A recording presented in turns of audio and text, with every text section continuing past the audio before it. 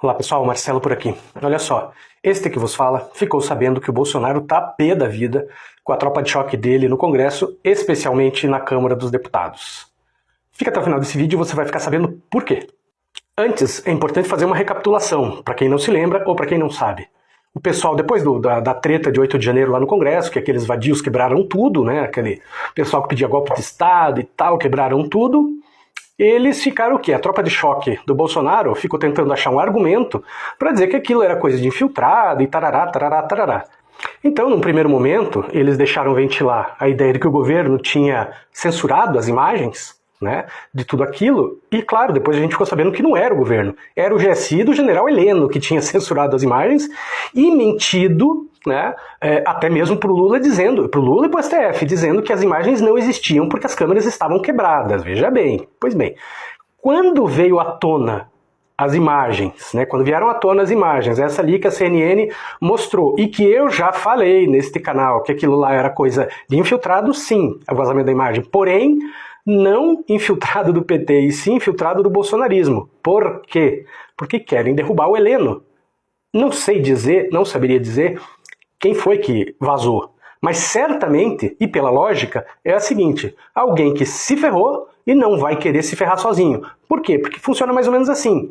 O general Heleno vai lá, taca fogo em tudo, o Bolsonaro vai lá, taca fogo em tudo, e eles passam batido, enquanto uma galera tá indo pra cadeia, né? O pessoal vai dizer, não, peraí, velho, não é assim não.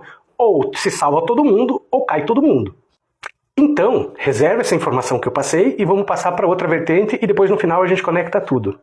Por que o Anderson Torres ainda está preso? Ele está preso por quê? Porque, evidentemente, ele é um cara que tem certo poder ainda. Por quê? Para quê? Né? Para destruir provas, para ameaçar testemunhas, etc. Porque, veja bem, ele estando preso, eu diria até que ele está com a vida salva, tá? Porque até as pedras lá de Copacabana sabem que ele corre risco de vida, ele e a família dele, se ele fizer uma delação. Estando preso, né, ao contrário do que muita gente imagina, ele está salvo. Porque, veja bem, se ele estiver solto, ele pode sofrer um acidente de carro, ter um infarto, tem uma série de coisas que pode acontecer com ele, que acontece com as testemunhas aí. Claro que num primeiro momento, aquelas imagens que foram veiculadas pela CNN e que inacreditavelmente e ainda inexplicadamente a CNN borrou a cara de todo mundo, menos do G. Dias, né? Borrou a cara do major lá, que era o braço direito do Heleno e do Bolsonaro nas viagens dele, e por aí vai. Pois bem. Então, soltando aquelas imagens, ficava óbvio que eles iam fazer uma acariação. Tanto a Justiça, quanto o próprio Planalto, qualquer um, a própria imprensa, ia fazer uma busca para saber, opa, peraí, quem são essas outras pessoas? Num primeiro momento aparece com a cara borrada, mas isso não era o impeditivo. Bastava desborrar as imagens, né? Pegar as imagens originais e desborrar. Significando o quê? Que se as imagens existem, se elas vieram à tona, é porque existem as originais. Pois bem. Aí o que aconteceu? O Alexandre Moraes determinou a liberação de todas as imagens, essas imagens vieram a público, a CNN se desculpou, deu uma desculpa esfarrapada e tal, pois bem, as imagens vieram limpas. E aí ficou fácil de mostrar quem eram os caras que estavam lá, todo o pessoal do Heleno. Então, considerando que aquelas imagens vazaram, e era sabido por quem vazou, e eu acredito que tenha sido proposital neste sentido, não para detonar o governo, porque era muito fácil descobrir a treta. Era muito fácil, então ficava só você pegar as imagens originais para você saber que não foi o governo. Né? Então teria que ser muito bagre, não que no bolsonarismo não tenha bagre, tá? Mas não acho que seja o caso. Pois bem, vazaram as imagens, e quem tem interesse em que aquelas imagens cheguem, aonde que há o interesse que aquelas imagens cheguem? Onde é que você acha que ela vai chegar? Quem vai ser convocado para CPI? Que a própria base do bolsonarismo quis. Bom, quem vai ser convocado é o quê? Quem mandava na época no GSI? Por quê? Porque ficaram claras as imagens que todo o corpo do GSI não só foi conivente, né? Como estava na sala, mexendo no celular, o pessoal lá da segurança, o pessoal batendo papo, mexendo no celular, rindo, enquanto o pau torava lá fora. Ou seja, quem comandava essa gente? No dia, tecnicamente, teoricamente, era o G. Dias. Só que ninguém realmente estava sob o comando dele. Né? Ele ou é um incompetente, né? Ou eventualmente um traidor. Eu, no caso do G. Dias, eu acho até mais que é bem um incompetente mesmo. Não tem imaginado que só trocou ele no GSI naquele dia. Né? Todo o resto ele achou o quê? que todo mundo nomeado pelo Bolsonaro, né? Todo mundo do bolsonarismo. Porque não é uma coisa você ser nomeado pelo Bolsonaro, porém você ser um funcionário de carreira que só foi mudado de lugar e tal, você ser uma pessoa coerente. Outra coisa é você ser bolsonarista, né? Aí o G. Dias achava o quê? Que essa gente seria o quê? Democrática? É ridículo, né? Vamos combinar. E aí que eu digo, o governo é lerdo nesse sentido. Mas ok, vazaram as imagens. Vazando as imagens, o governo cresceu na CPI. Falou, opa, vocês estão me acusando? Então vamos fazer a tal da CPI. E aí o bolsonarismo recuou, porque eles sabem que a verdade não está do lado deles. E agora vai começar a ser convocado, né? Serão convocadas as pessoas-chave para fazer depoimento. Quem? General Heleno, etc., Bolsonaro. Pois bem, um dos grandes interessados em convocar o Heleno pode ser justamente o Anderson Torres.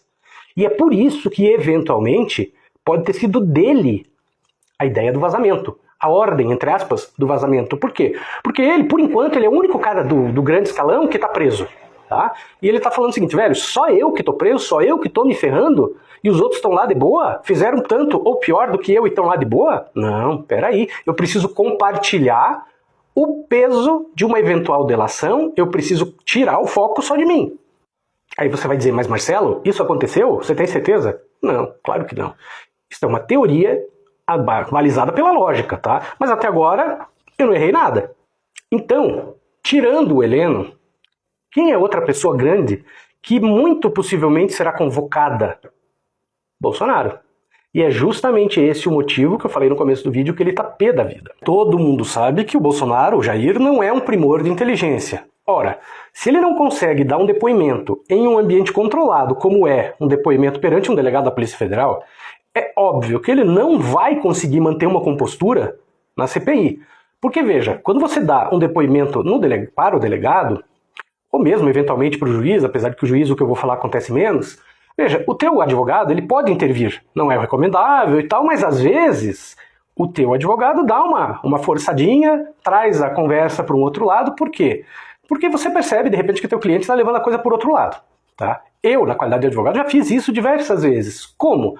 Não necessariamente que o teu cliente tenha culpa, só que às vezes ele fala um tipo de besteira ou ele se expressa de forma inadequada e ele leva quem está ouvindo o depoimento a pensar uma coisa diferente. Então às vezes você vai lá e fala, não, peraí, doutor, é assim, é assado, tal, não estou mudando aqui o que o meu cliente está falando, mas o contexto é tal. Você pode fazer isso. Mas na CPI, a gente já sabe como a coisa funciona, né? Veja, eles ficam pé da vida, os integrantes da CPI ficam pé da vida quando o advogado intervém, quer trazer a resposta para um lado ou para o outro. Com toda a razão, porque quem está fazendo o depoimento é a pessoa. Na justiça, perante o delegado, perante o juiz, etc., também é assim, quem está fazendo o depoimento é a pessoa, mas existe uma cordialidade ali, que às vezes é aquilo, o delegado entende, né? Que às vezes as pessoas falam besteira mesmo, não precisa nem ser culpado, mas fala besteira, então o advogado às vezes controla. Isso não ocorre na CPI. E se o Bolsonaro não é capaz de fazer um depoimento decente, fala aquele delírio, aquela coisa estapafúrdia, né, da morfina, perante um delegado, com a sala fechada, sem câmera, etc., que ele vai conseguir fazer na CPI. Todo mundo sabe que ele é burro. Ele está, ou estaria, já que vocês gostam mais assim, planejando um sumiço do país. Aí você me pergunta também, Marcelo, você está cravando que tudo isso vai acontecer com base nas suas informações e tudo mais? Veja, gente, sejamos razoáveis, não dá para cravar. Por quê? Porque a partir do momento que você fala, a partir do momento que as coisas caminham, né, elas podem tomar outro rumo.